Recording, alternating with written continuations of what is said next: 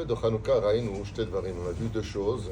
Une guerre spirituelle, qui est symbolisée par l'allumage des bougies de Hanouka, et une guerre physique, une guerre qui s'est menée par les armes avec Matatiahu Kohen Gadol et ses enfants, accompagnés de plusieurs Kohanim qui sont rentrés en guerre. Shamro Rabotenu Alem Shalom, comme on a pu constater dans beaucoup de fêtes juives où le peuple d'Israël est resté passif, quand on touche à la Torah ou à la flamme d'un juif, alors il y a lieu de sortir réellement en guerre. Bien entendu, avec un Sanhedrin, avec la sagesse de nos Chachamim, pas sur n'importe quel détail.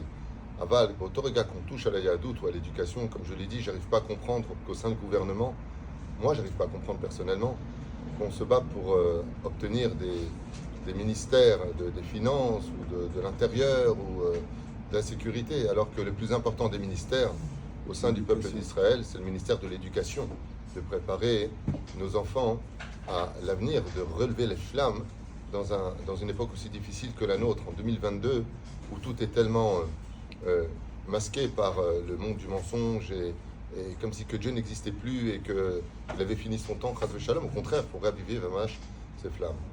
Une des choses qui a vraiment sauvé le peuple d'Israël, chez Amad Lanu Tamid, Midoré Dorot, c'est la prière. C'est pour ça qu'on rajoutera Bezrat Hashem Hanouka, Ala Nissim, Ve'ala Niflaot, on va remercier Akadosh Baruch Hu Koach HaTfila. Sur ce, j'aimerais juste rappeler quelque chose d'important pour le monde de la prière. Dans une Beth Knesset, le Rav de la Beth Knesset, pas les Gabaïm. Les Gabaïm, ils ont un rôle, le Rav, il a un rôle. Et comme ici, Baruch Hashem, tout se passe de façon chronologique, de façon parfaite grâce à Dieu, il est impératif de tenir compte des horaires parce que les gens vont travailler.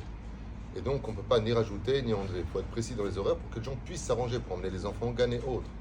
Il y a des moments où on peut courir dans la prière, si on prononce bien les choses. Il y a des moments où il faut savoir aller doucement. Les Hashmonaïm, comment ils ont réussi leur guerre?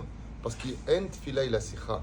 Quand tu viens prier à Hachem, c'est une sikha, c'est une discussion. Tu viens vraiment demander pour Dieu. Il faut savoir qu'à Hanouka, si on a ces deux parallèles entre le monde de la prière, les halot ner tamid, on accompagne la flamme de la même façon.